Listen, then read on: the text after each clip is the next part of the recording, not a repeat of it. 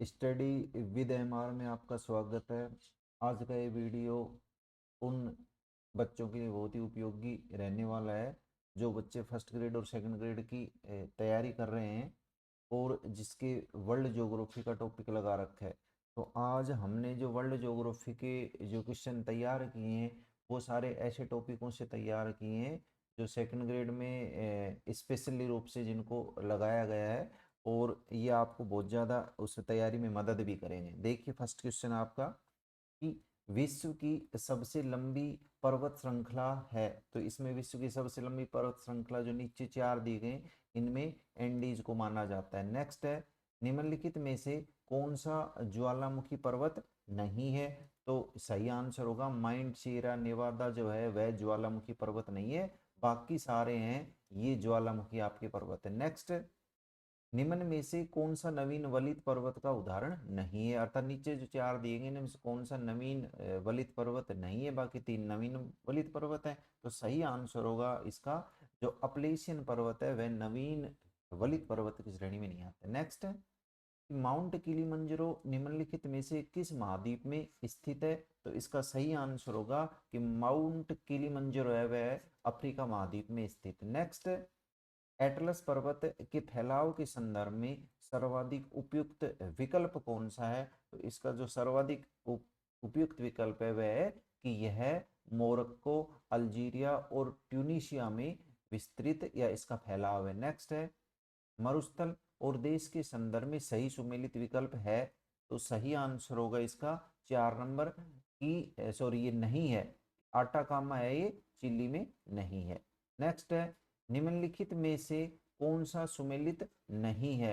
तो अर्थात इसमें एक कौन सा है जो सुमेलित नहीं है। तो सही आंसर होगा इसका 2 नंबर पवन द्वारा निर्मित निक्षेपात्मक भूआकृति जो है इंसेलबर्ग है, इसमें सुमेलित नहीं है। नेक्स्ट निम्न में से कौन सी एक वायु अपरदनात्मक स्थलाकृति नहीं है। तीन है वायवीय अपरदनात्मक आकृति और एक इसमें नहीं है। तो इसमें कौन सी नहीं है, इसमें जो शीफ जो आकृति है वह अपरदनात्मक स्थलाकृति नहीं है। नेक्स्ट कि यू आकार की घाटी निर्मित होती है, अर्थ किससे होती है, वह नदियों द्वारा होती है, हिमानी द्वारा होती है, भूमिगत जल द्वारा होती है, फिर आपके पवन द्वारा होती है। तो सही आंसर होगा कि यह आपके हिमानी द्वारा यू आकार की जो ये है आकृति ये निर्मित या घाटी निर्मित होती है। नेक्स्ट है जो ड्रमलिन है किस प्रदेश की भूआकृति है। तो सही आंसर होगा इसका कि जो हिमानी प्रदेश होता है उसकी ये भूआकृति होती है ड्रमलिन। नेक्स्ट कि हाइड्रोस्फीयर का अर्थ क्या है। तो हाइड्रोस्फीयर के अर्थ की जहां तक बात आती है तो जल क्षेत्र जो होता है उसे हाइड्रोस्फीयर कहा जाता है। नेक्स्ट है सागरीय जल की लवणता में किसका अधिकतम योगदान है, अर्थात नीचे चार दिए गए ये सभी लवणता को बढ़ाते हैं लेकिन इसमें सागर में किसका योगदान है। तो सही आंसर होगा इसका कि सोडियम क्लोराइड का। नेक्स्ट है उत्तरी गोलार्ध में सर्वाधिक लवणता पाई जाती है तो किस क्षेत्र में पाई जाती है, अर्थात कितने कितने अक्षांशों के मध्य पाई जाती है। तो सही आंसर होगा कि 20 डिग्री से 40 डिग्री जो उत्तरी अक्षांश होता है उसके बीच सर्वाधिक उत्तरी गोलार्ध में लवणता पाई जाती है। नेक्स्ट प्रश्न की जहां तक बात है तो वो है कि विश्व का सबसे बड़ा और गहरा महासागर कौन सा है। तो यह सही आंसर होगा कि प्रशांत महासागर है विश्व का सबसे गहरा और बड़ा महासागर है। कई बार सामान्य प्रश्न भी पूछ लिए जाते हैं तो उसके लिए अलर्ट मोड पे रहना चाहिए आपको। नेक्स्ट है कि डैन्यूब नदी किस महाद्वीप की नदी है। तो इसका सही आंसर होगा कि डैन्यूब नदी है जो यूरोप महाद्वीप की नदी है। नेक्स्ट है विश्व की सबसे व्यस्तम नौगम्य नदी है तो यह कौन सी है आपकी। तो यह है आपकी राइन नदी है जो विश्व की सबसे नौगम्य नदी है। नेक्स्ट है कि ब्लैक फॉरेस्ट तथा वासजेस भ्रंशोत्स पर्वतों के मध्य निम्नलिखित में से कौन सी नदी भ्रंश घाटी में प्रवाहित होती है, अर्थात भ्रंश घाटी से रिलेटेड ये प्रश्न पूछा गया है।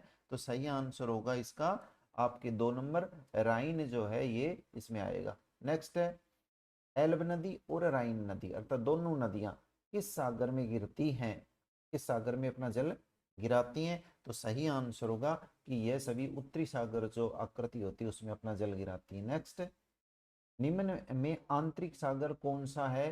तो आंतरिक सागर की जहां तक बात है वो सही आंसर होगा कि कैस्पियन सागर को आंतरिक सागर माना जाता है। नेक्स्ट है, जिस महाद्वीप के द्वारा अगुलहास धारा दो भागों में विभक्त होती है वह कौन सा है, तो वह आपके है मेडागास्कर। नेक्स्ट, अगुलहास गर्म धारा, कई बार यह भी पूछ लिया जाता है कि अगुलहास कैसी धारा है, तो अगुलहास है वह गर्म धारा है जिस महाद्वीपीय तट पर बहती है वह कौन सा है, तो सही आंसर होगा इसका कि दक्षिण पूर्वी अफ्रीका में ये बहती है। नेक्स्ट है, निम्नलिखित में से कौन सी महासागरीय धारा गर्म प्रकृति की है, अर्थात तीन जो धाराएं वो ठंडी प्रकृति की हैं और एक जो धारा है वह गर्म प्रकृति की है।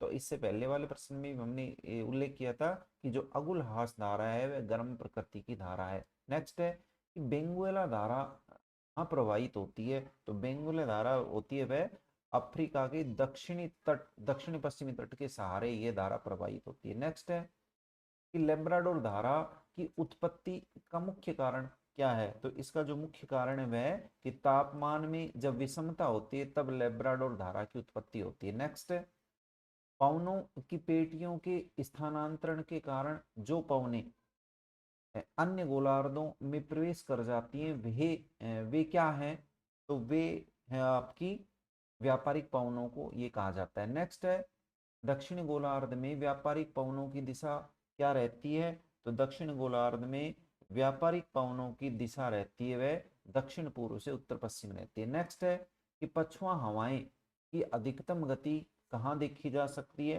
तो वो आपके देखी जा सकती है दक्षिण गोलार्ध में महासागरों पर देखी जा सकती है। नेक्स्ट है, दक्षिण पश्चिम से चलने वाली स्थायी पवनें हैं, तो सही आंसर होगा इसका 3 नंबर, उत्तरी गोलार्ध में पछुआ पवनें। विश्व के किस प्रदेश में गरजती चालीसा चलती है, तो सही आंसर होगा इसका 3 नंबर, 40 डिग्री दक्षिण से और आपके 50 डिग्री दक्षिण अक्षांशों के मध्य जो हवाएं चलती हैं वह गरजती चालीसा के नाम से प्रचलित है। नेक्स्ट है कि उत्तर पश्चिम से चलने वाली स्थायी पवनें हैं, तो इसकी जो सही स्थिति होगी वह होगी आपके 3 नंबर कि दक्षिण गोलार्ध में पछुआ जो पवनें हैं वो स्थायी पवनें कहलाती हैं। आपको हमारा यह जो वीडियो है कैसा लगा और इससे रिलेटेड आपको और कैसा मैटर चाहिए, कमेंट्स बॉक्स में कमेंट्स करें और हमारे जो ये वीडियो हमने आपके लिए बनाया है इसको लाइक और शेयर करें और चैनल को सब्सक्राइब करना भी ना भूलें। Thank you.